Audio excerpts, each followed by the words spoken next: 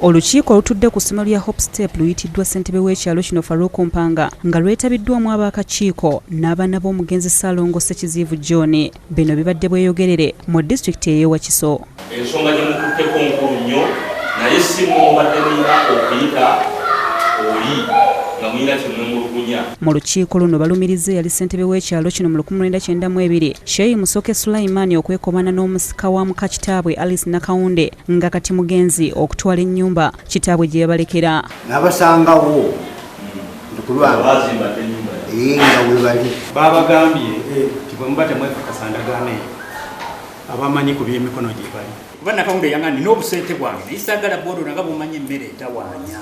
Nakawunde mukwasa bagumira na nnyini poloti. Abaana b'omugenzi abakulembeddwamu Richard Kigundo, muganda w'omugenzi ne Godfrey Sega w'omusika bategeeza nti baagala Teddy Namakula ng'ono yasikira Nakawunde abalaga ekiraga nti ennyumba eno yali ya muganda we Nakawunde. Kitaffe twali baana bato naye yamala omwezi plus nga mulwadde era nga batugamba tayogere ali kundi nga n'okutwala kyapa yakola ku Total Uganda Mukawa yali musajja muyivu ng'asobola okuwandiika ng'asobola otegeera. Namakula mu kubaanukula ategeeza ng'ettaka lino okuli ennyumba bwe liri erya muganda we Nakawunde era wano bamusabye endagaano ekakasa wabula tabadde nayo.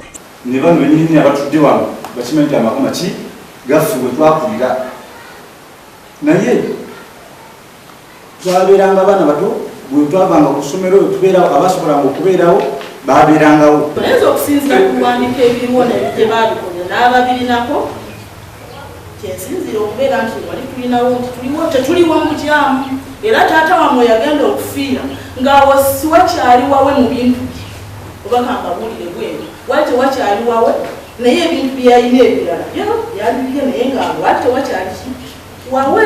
Sheikh Sulaiman Musoke nga ye ssentebe gubalumiriza ategeeza nti omugenzi yagenda mu woofiisi ye n'ebiwandiiko ebiraga nti ebintu ebyali mu nnyumba byonna byali bya mukazi nga n'ennyumba kw'ogitadde wabula ne yeetonda okuteekako omukono. kale kaakati kanvugana tewali buwaluta emikono egiriko gye gyokka we biggweredde ng'enjuyi zombi tezitegeeraganye.